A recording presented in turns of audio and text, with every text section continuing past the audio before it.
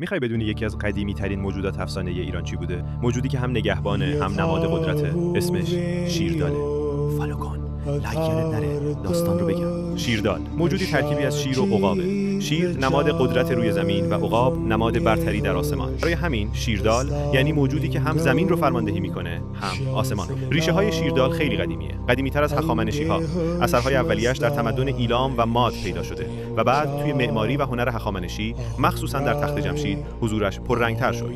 در ایران باستان شیردال فقط یک موجود خیالی نبود، نگهبان بود. از پادشاه، از قدرت، از دروازه‌ها و از هر چیزی که ارزش محافظت داشت. برای همین روی نقش برجسته‌ها، مهرها، زیورآلات و حتی روی ورودی کاخ‌ها دیده میشه. شیردال یعنی اتحاد قدرت و دانایی، یعنی موجودی که از بالا همه چیز رو میبینه و روی زمین هم هیچ دشمنی توان مقابله باهاش رو نداره. در یک جمله، شیردال نماد نگهبانی الهی و قدرت شاهانه در ایران باستانه.